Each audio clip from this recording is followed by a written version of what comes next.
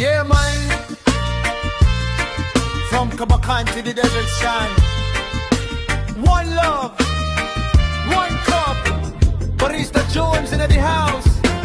Yo, it's the story of a dreamer. Mula sa North Cotabato, international achiever.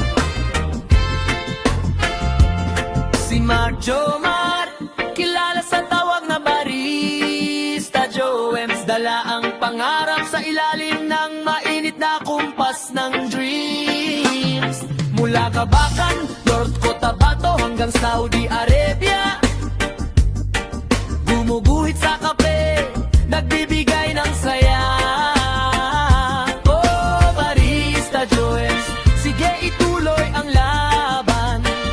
Pangarap na mag-champion, di malayo sa hangganan.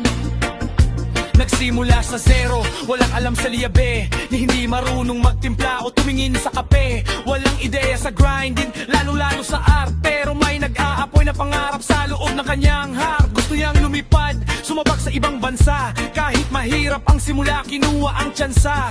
Bitbit ang tapang, lumipad patungong Saudi. Para sa pamilya at pangarap, hindi siya nagbatardi. Doon niya natuklasan ang mahika ng gatas. Sa bawat pagbuhos, ang galing ay lumalabas. 33 years old, ang talino ay hasa. Sa bawat latte art, puso ang binabasa. Rosetta, tulip o swan man ang hugis. Ang dedikasyon ni Jones, kailanman di pa pupris. Pasasalamat ay umaapaw, itaas ang inyong tasa. Sa Saudi Barista Community, pamilyang maasahan tuwina. Dahil sa inyong gabay, ang galing ay nalinang. Ang dating walang alam, ngayon ay tinitingala na rin naman. Si Mark Jomar, kilala sa tawag na Barista Joems. Dala ang pangarap sa ilalim ng mainit na kumpas ng dreams.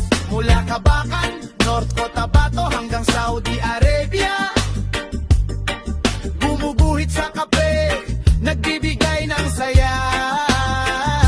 Oh, Barista Jones, sige ituloy ang laban.